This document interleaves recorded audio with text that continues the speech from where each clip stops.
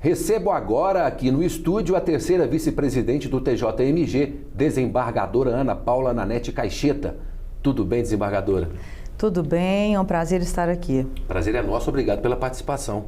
É com muita alegria que participo num programa tão importante para o Tribunal de Justiça de Minas Gerais, sendo que aqui pretendo representar uma equipe muito grande de valorosos magistrados, servidores e voluntários que trabalham para que a terceira vice-presidência tenha continuidade e êxito nessa gestão. Nós agradecemos. E começo te perguntando, o trabalho da senhora na terceira vice está começando, são um pouco mais de 2 meses, né? Quais foram as primeiras iniciativas neste início de gestão? A primeira iniciativa sempre está voltada para o alinhamento com a alta direção da Casa. O desembargador José Arthur de Carvalho Pereira Filho tem se mostrado um presidente voltado para o diálogo, voltado, como ele sempre fala, para que as mãos estejam entrelaçadas e que o objetivo maior do tribunal seja alcançado. Conta pra gente quais são ali as principais, são muitas, né, atribuições da terceira vice no Tribunal de Justiça.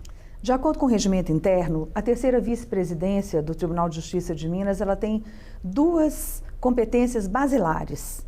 A primeira delas é jurisdicional e é voltada para a competência de admissibilidade de recursos para os tribunais superiores em Brasília, tanto para o Superior Tribunal de Justiça quanto para o Supremo Tribunal Federal.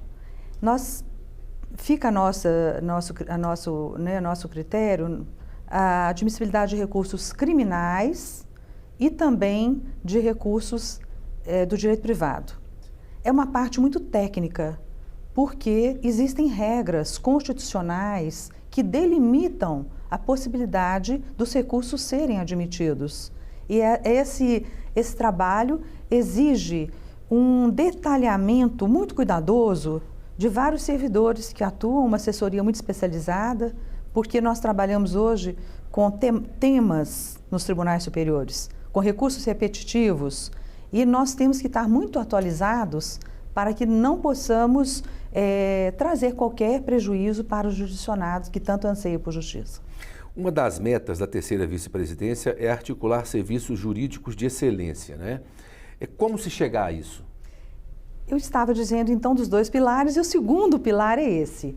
O segundo pilar que a gente trabalha são todos os métodos autocompositivos. Todos os métodos autocompositivos que estão à disposição do sistema judiciário no Brasil, eles estão coordenados no Tribunal de Justiça de Minas pela terceira vice-presidência. Nós temos então a mediação, nós temos a conciliação, nós temos a justiça restaurativa. São várias as ações que giram em torno dessas temáticas. Essa segunda parte da autocomposição, ela tem por base o diálogo entre as partes, a possibilidade das pessoas envolvidas nos conflitos participarem da solução dos próprios problemas. Por quê? Nós temos o sistema heterocompositivo quando a lide, o processo é submetido ao Poder Judiciário e vai ser decidido por um juiz ou uma juíza. E nós temos também o processo de arbitragem, que é previsto no Código de Processo Civil, também é heterocompositivo, porque ele é imparcial e impositivo. Agora, em outra vertente, os métodos autocompositivos, quando nós fazemos uma conciliação, por exemplo, numa demanda de consumo, não envolve muito aprofundamento emocional, não envolve um diálogo muito profundo entre as partes. Teve defeito, não teve defeito, quanto que vai ser, qual é o prazo. Agora, a mediação, ela é usada com facilitadores que tenham técnica para recompor um diálogo rompido. Então, além do conflito ali que é aparente, existe um problema subjacente que as partes não conseguem sequer conversar. Uma mágoa, um ressentimento, está muito ligado e deve ser aplicada no direito de família, por exemplo, né? Quando as rupturas dos laços afetivos, elas estão carregadas de muito ressentimento. Nós temos questões de parentalidade, né? Questões de pais que demoraram para reconhecer os filhos, questões de mães que abandonaram crianças, questões de filhos que foram adotados. Então, é uma gama imensa que a gente tem para trabalhar. Eu quero deixar, assim, bem claro que eu não vou conseguir aqui, nesse curto espaço de tempo, esgotar os temas tão interessantes que a gente trabalha. Sim. É muito... porque faz parte do nosso dia a dia. É uma possibilidade de, por exemplo, uma ruptura numa sociedade empresária.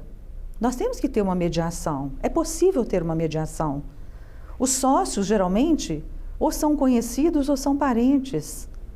Nós temos questões sérias aí que lidam com passivos hereditários, os inventários que não se encerram há muitos anos. Né? Nós temos aí processos que chegam ao Tribunal de Justiça com 18 anos de tramitação no primeiro grau. Daí que vem a conciliação, né? A Exato. mediação. Né? A importância disso. Então, nós temos que ter um novo olhar. Né?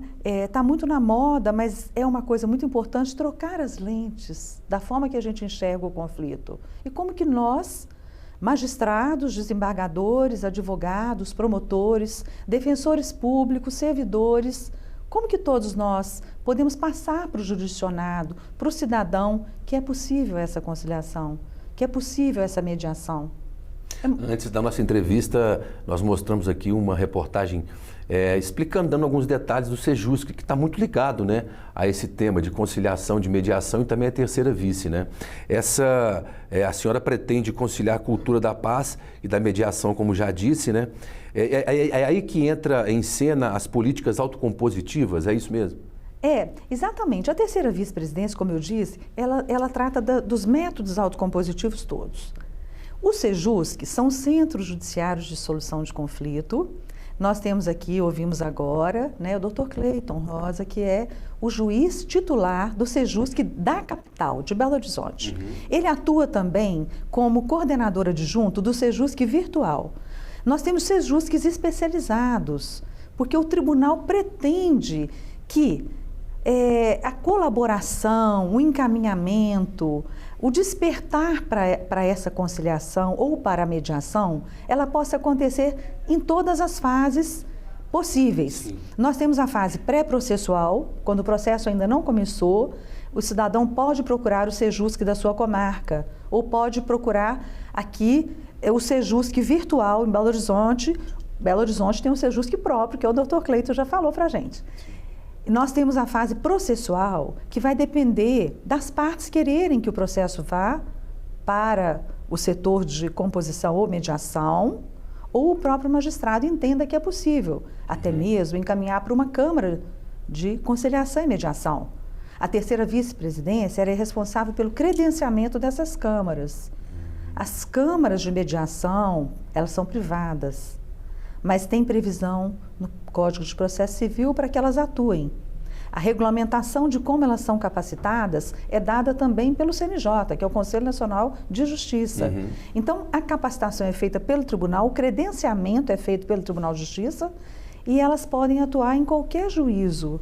Então, o juiz escolheria uma das câmaras, inclusive elas têm por contrapartida, por serem credenciadas pelo Tribunal de Justiça de Minas, oferecer 20% do trabalho delas anual gratuitamente. Ok, bastante coisa. Para a gente encerrar, quais são as principais metas aí da terceira vice nesse biênio 2022-2024? Nós temos os centros judiciários de solução de conflitos, Sejuscs, em 297 comarcas. Falta instalar apenas Joatuba, que foi, né, a última comarca instalada na gestão que se encerrou. Nós pretendemos colocar os Sejuscs mais fortalecidos, para que eles possam aprimorar o atendimento do cidadão em cada comarca, em cada localidade. Há, inclusive, um estudo para que eles possam atender, por exemplo, aquela testemunha que mora 80 quilômetros de terra de uma comarca, tem que sair de casa 4 horas da manhã, pegar o primeiro ônibus para ser ouvido no fora à tarde.